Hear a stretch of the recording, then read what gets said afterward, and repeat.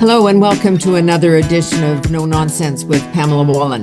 The Quebec government is following through on its promise. In fact, it's now a law in the province to authorize advance requests for medical assistance in dying. In other words, it would allow someone who, for example, has been diagnosed with Alzheimer's to say, I would like to have access to MAiD and make that request before they lose the capacity to do so. This is a very important development supported widely across the province and, of course, in the country as well. One of the people who has been key in this whole battle all along is Jocelyn Downie, Professor Emeritus in Medicine and Law at Dalhousie. She was involved in the 2015 case, Carter versus Canada, in which the court ruled, the Supreme Court said, MAiD should not and could not be denied under the Charter of Rights. Jocelyn, welcome. Thank you for being with us. Oh, it's my pleasure. So this is a huge change and development. What do you see as the parameters around this? How circumscribed is this access? Well, it's carefully circumscribed, I'd say. The Quebec government decided that you should have advance requests if you have met all the eligibility criteria for MAiD, you're at risk of losing capacity, and you enter into an arrangement with a clinician to have MAiD at the point at which you have lost capacity, and you've met certain conditions that you set out. You say, when this, and this happens, and I've lost capacity, and you deem me to be experiencing intolerable suffering, then I can have MAiD, which right now you can't have anywhere in the country because you have to be able to give express consent immediately prior to the provision of MAiD, with a couple of little exceptions. But this is a great big exception. And this has actually always been the catch-22, that you can't ask for it in advance of an Alzheimer's diagnosis. And once you're diagnosed, you can't ask for it because you're considered not able. So what does our friend Ron Posno, who of course has been fighting this battle for a long time, had a list of 7 or 8 things. Is that what you're talking about? Things like,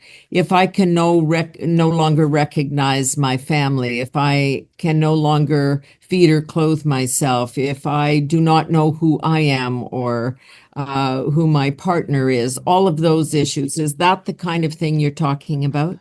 Yeah, those are the kinds of things that an individual could set out, but it will be for each individual to say, this is the circumstance in which I would consider my life to be one of intolerable suffering, and therefore I would want MAiD at that point. Now, in the country, and of course this applies in Quebec as well, this whole issue still falls under the Criminal Code of Canada. I've got legislation in front of the Senate, and is what we were wrestling with even there, which is presumably nurse practitioners or doctors could still be charged. Now, Quebec has said that it will ask its court system to not prosecute on this. Can they do that? That's an interesting political question and legal question. So what they've actually done is, within the parameters of the law, which is the Director of Public Prosecutions can issue a directive to all the prosecutors saying, these are the circumstances in which it's not in the public interest to charge someone, and they have laid those out for advance requests. So basically, as long as a clinician follows the provincial legislation on advance requests and otherwise is consistent with the criminal code, just not in relation to advance requests, then they will not be charged. It's not in the public interest to charge them, and so they won't be. That's the legal mechanism that they've used to give clinicians the confidence that they won't face criminal charges for proceeding in this way. Why I said it's political is, of course, that is a complete blanket exclusion of application of the criminal code. And in other circumstances, you might expect the federal government to say, whoa, you're allowed to issue directives, but not where it just completely wipes out a provision of the code. And they would challenge the jurisdiction of Quebec to do that. Of course, in our political context right now, no federal party is going to challenge that. So it will sit there. Pick a fight with Quebec when they need the votes. Yeah, exactly. Nobody's going to pick a fight, which means on October 30th, it is legal. It's legal in Quebec insofar as it's prohibited. Advance requests are prohibited by the criminal code, but the administration of justice is provincial, and the provincial government has made it clear nobody will be charged as long as they follow the Quebec law. So you could have a rogue prosecutor in the province who decides not to follow the advice, I suppose. But I guess what I'm concerned about on the federal front, even though you're 100% right on the politics, nobody wants a fight with Quebec at this moment on these issues. But we have had some very strong signals from the federal government on this whole debate. In the first place, they rejected outright the concept of advance requests. We, as the Senate, put it forward and they said no. At a second opportunity, they then chose to put access to MAiD for those with mental illness as a sole underlying cause forward, and then changed their mind about that and prohibited that again. So they seem to be in a very different frame of mind these days about the issue in its entirety. Yeah, there's absolutely no appetite from the current government to amend the criminal code to allow advance requests in the rest of the country. What could possibly happen, although the odds are very, very low, is that the bill that is in front of the House at the moment from the Bloc, which basically sort of tries to set up every other province being allowed to do what Quebec has done, which is to say, as long as you follow a provincial framework, an appropriate provincial framework, then again, you wouldn't. So if Nova Scotia, where I am, were to pass a legislative framework allowing this, and then you followed that, you'd be okay. But there's no evidence that that bill is going to go anywhere. So basically, we're looking at a situation in which people in Quebec are going to have access to advance requests and people in the rest of the country are not. So that has all sorts of other implications too. Like I sort of hesitate to use the phrase, but medical tourism. We've seen this happen in countries like Switzerland where they've long been permissive on this, which is people have traveled there to end their own lives. Do you think that might end up happening in Canada? You'd have to relocate in a different way because you have to establish that you're eligible for health insurance under the Quebec system, which is not, you don't just go there and get it. Whereas in Switzerland, you don't need any residency. Yeah. You need to establish effectively residency in Quebec. Now, we are talking about people who get a diagnosis of dementia, of Alzheimer's perhaps. They might move. Because you're talking about a fair length of time, but it's, that's not going to be the ordinary citizen who's able to pick up and move to Quebec and wait long enough and then be able to have an advance request. Yeah, no, for sure. All right, so we'll come back to this issue at the end, but there are a couple of other things going on. As many have said, this issue from the get-go has really been in the purview of the courts. That's the only thing that has forced change and forced behavior and given us, as you alluded to earlier, kind of a track 1 and a track 2 process. The person that has advanced stage 4 cancer and is in horrific pain, that seems to be a pretty straightforward case. Track 2, as it's called, deals with other cases where it might not be as obvious and where the death of the individual is not imminent. It's not tomorrow or the day after, but it's soon. Where are we on those two things? So, as you noted, progress has basically only come through the courts. And so we're back in court again. In Ontario, there are 2 cases right now. And in BC and Quebec, there are cases on a different issue. I can come back to that in a moment. But in Ontario, what we have right now is a charter challenge to the exclusion that you mentioned earlier, the exclusion where mental illness is the sole underlying condition.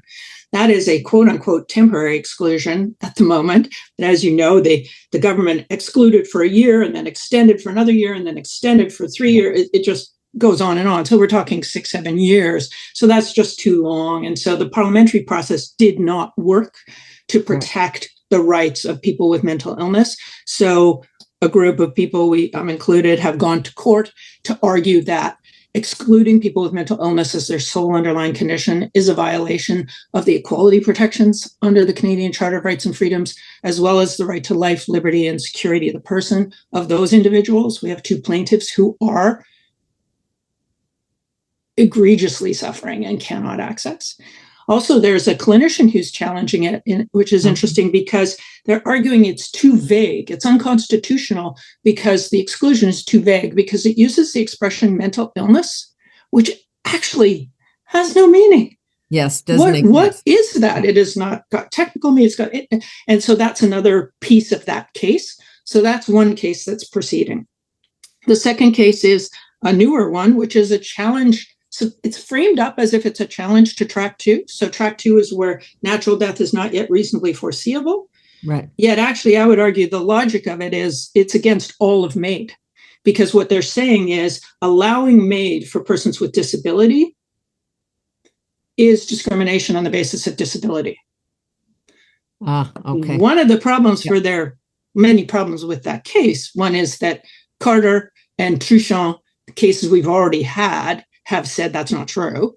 Yeah. Also, as I said, the logic of it is they say everybody who is eligible for MAiD is a person with a disability. Well, that then means track 1 and track 2. That's all of MAiD. So it's a strange argument, I have to say, that appears to be attempting to basically relitigate Carter and Truchon decisions that have already been made by the courts. And they're using the same sections, like Section 7 and Section 15 of the Charter, which the group that you're involved with are also using. It's odd that you could be arguing those 2 things with the same sections of the Charter.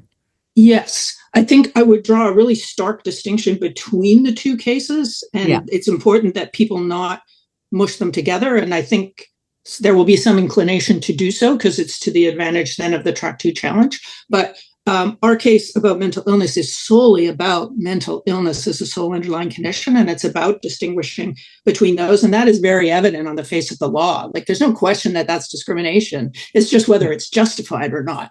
The track 2 one, the track 2 challenge, is it still has to demonstrate that it's discrimination on the basis of disability to give a choice to people with disability.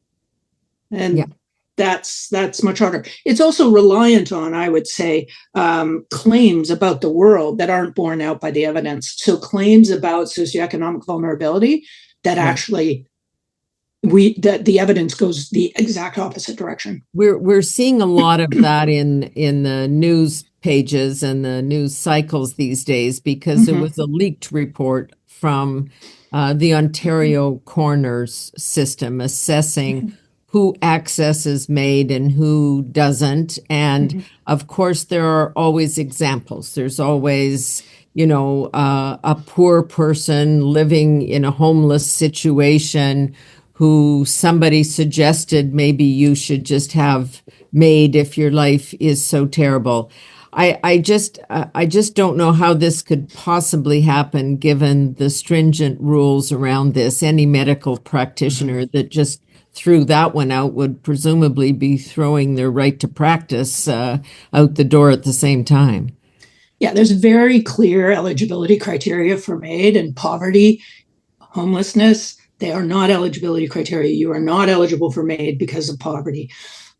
What's really important when people look at the media on the coroner's report and on stories that are being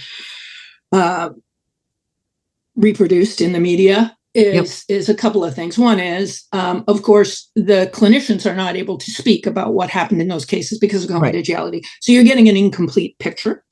People have an interest in making MAiD in Canada look like it's deeply problematic because there are efforts in other jurisdictions to legalize MAiD. And so this serves those goals. That's part of what's going on. You'll notice that AP story that caused such a stir. It's coming out of a London because the UK is now looking at this as we speak. Right. Yeah, but the other thing that's really important to know is this notion of marginalization and saying like these people who are marginalized they have a disproportionate number of cases of MAiD, and therefore we need to be concerned that marginalized people are somehow being coerced into MAiD and so on.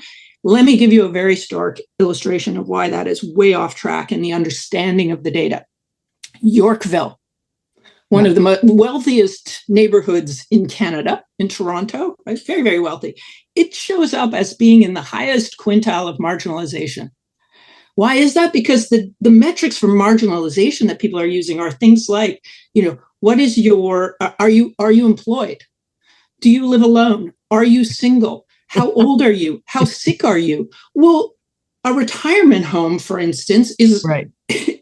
Of which there are many in Yorkville. Yes. Retirement home would be high marginalization. So the data really, people need to understand what it's saying, and journalists need to be much more critical about what they're being fed to understand what is actually in that data. And the coroner's report just does not show that people who are experiencing socioeconomic vulnerability are at a higher risk of accessing MAiD. In fact, it's the opposite. Yeah, everything that we studied as part of the committee looking at this, the Joint Parliamentary Committee, and everything we've seen subsequently, and I'm sure you've seen it all too, is that the people who access MAiD tend to be people of means, people who are highly educated, people who are making a choice because they can, and they have the ability to research this, and they live in a place with lots of access to the medical system and doctors. It's the complete opposite of marginalized people. Yeah. But it is this twist of what data do people have access to? Well, it's postal codes. Well, postal codes are not good metrics for marginalization because, walk around in Yorkville, and that's not what is the concern. No, but as I mentioned, there are lots of old folks' homes there, so you would get a distortion. Exactly, and you're not working, so you don't have income. Yeah, but you have all kinds of assets. Right. Exactly. Where are these court cases in terms of timing, and have they been presented and all of that? Yeah, so the notice of application or statement of claim has been made in both of those cases. One was in May, June, and one was more recent. So they'll start to get the responses will come back from the government in the fall, and then they'll start to be scheduled. So I anticipate, optimistically, you would see cases you would see a trial in the mental illness one, certainly within 2025. In part, that one needs to come faster because it's got people who are sitting waiting, who want access to MAiD, who are eligible for access to MAiD, but for the exclusion, whereas the other case is not people actively seeking to have MAiD. So I will see trials in 2025, and then appeals, presumably, on up to the Supreme Court of Canada. An odd twist in this situation is that the government is defending the legislation, defending the exclusion, so it's against individuals in the mental illness case, and it is defending the legislation and allowing MAiD in the other case. So it's going to be a little tricky for them, I think, to keep all their arguments straight. Of lawyers to argue both sides of the case. Yeah. And I would just mention too, there's two other cases that are of interest in the area of MAiD. One is in BC and one is in Quebec. And they are both, and again, they're going in the opposite direction, in that in BC, the government allows publicly funded faith-based organizations, healthcare organizations, to refuse to allow MAiD within their walls. Right. Like a Catholic hospital or... Yeah, exactly. Yeah. And in Quebec, they don't allow it. So in Quebec, there's an archbishop who is suing the government to say, you can't force us to do this. We have freedom of religion. And in BC, it's a group of people, and I'm involved with them, challenging the government and saying, you cannot privilege one set of religious beliefs over others and make people have to go to a Catholic hospital. They're not Catholic. The staff's not Catholic, and they're not being allowed access, and they're having to have a forced transfer, which can either be simply impossible, so they don't get MAiD, or incredibly painful. And so they have a horrible MAiD experience as opposed to remaining where they are. So we've got 4 cases going on right now in Canada.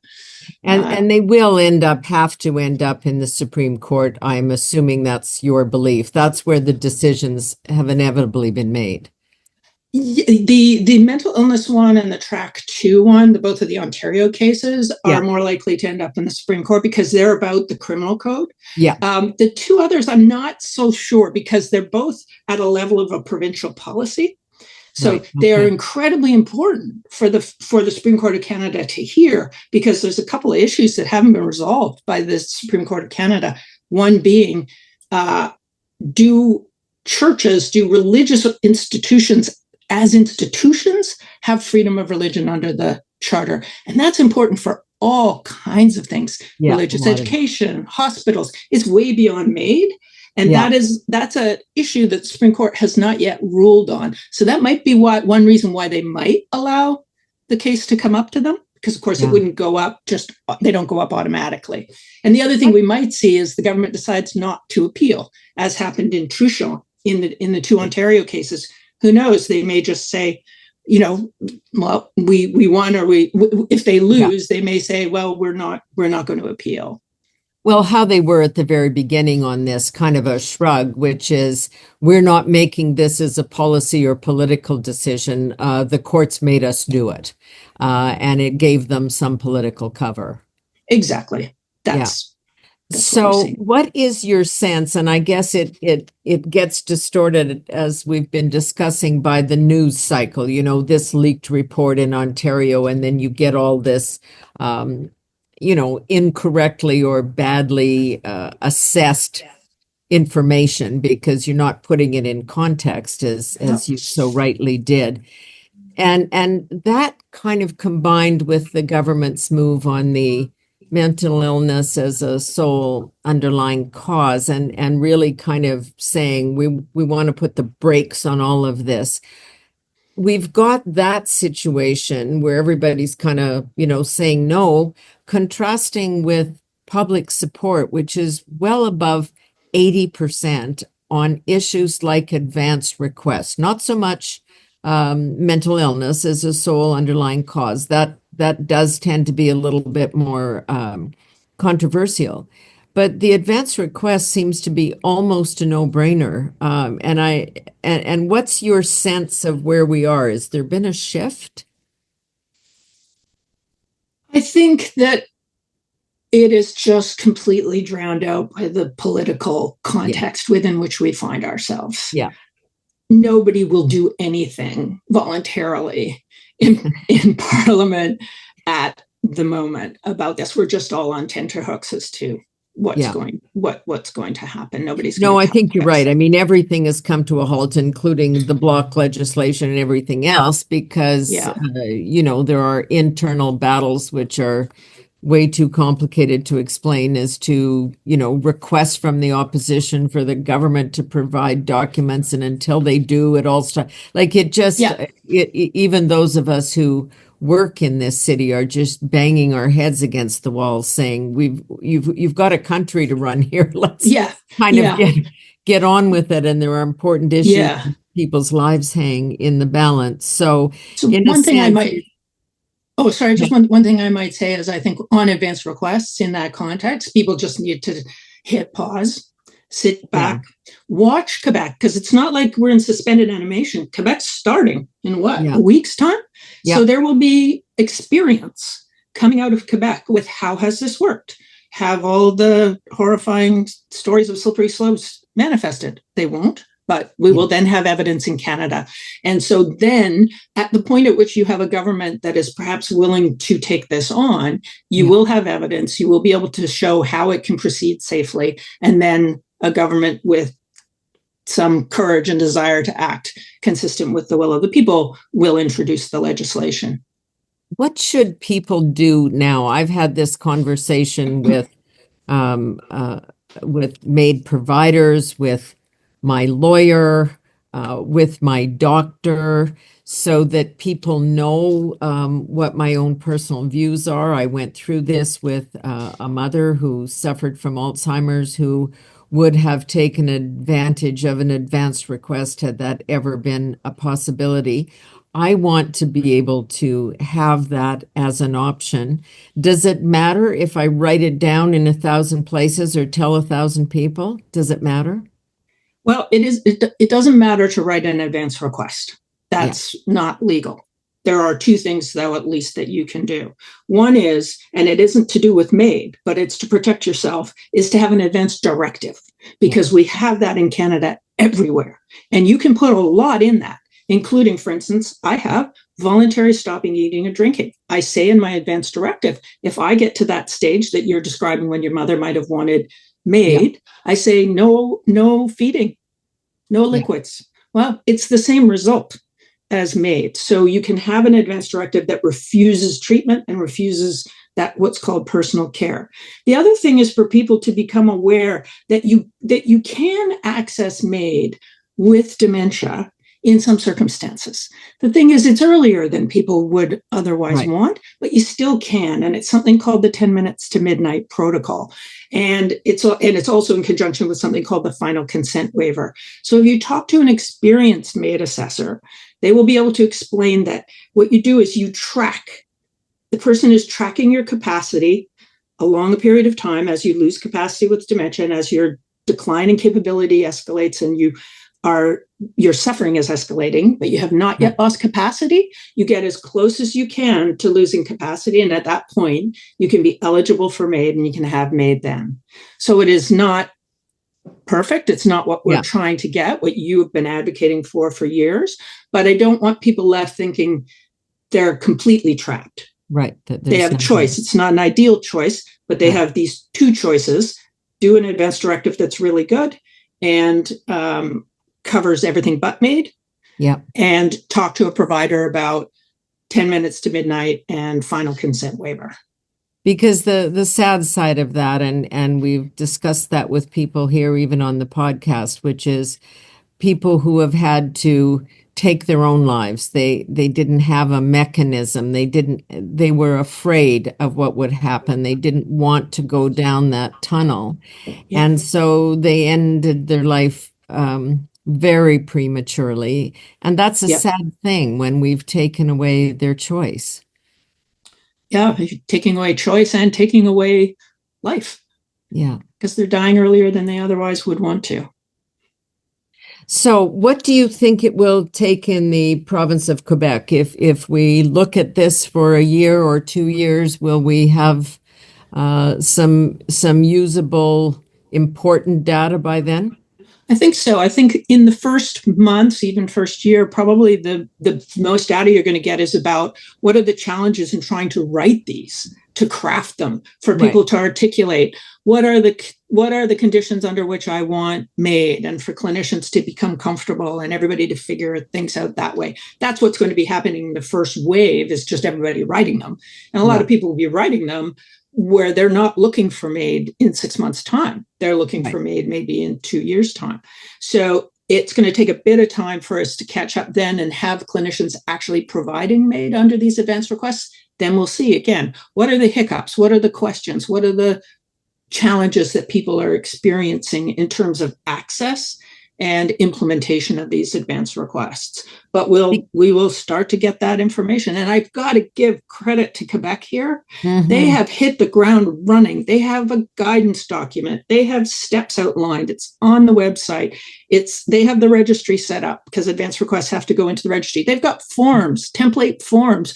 So it's not like MAiD at the very beginning in all the other provinces where the government just threw it out there and said, here you go. And then all the provinces, figure it out. How do we do it? They've laid the groundwork before it starts, and now they're going to be ready to go. So huge credit to them, which also means that they're going to be well positioned to tell the rest of the country, how's it going? What do you need to do if you want to do the same thing we have done?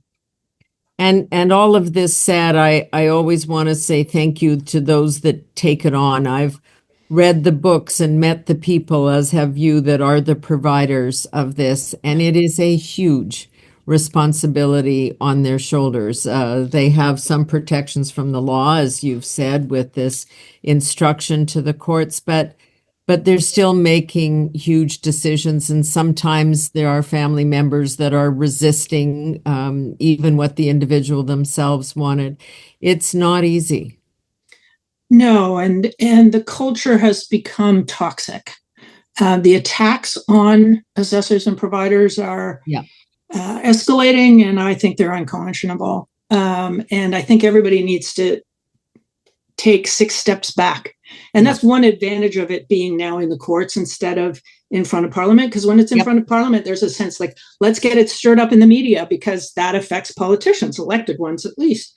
Whereas in the courts, that isn't the case. And the evidence then is brought in carefully, thoughtfully. It's cross-examined, which, as we saw in Truchon, was incredibly important because a lot of what you see in the media now was actually dispelled under cross-examination in court. So it's like, let the courts do their thing, let Quebec do its thing.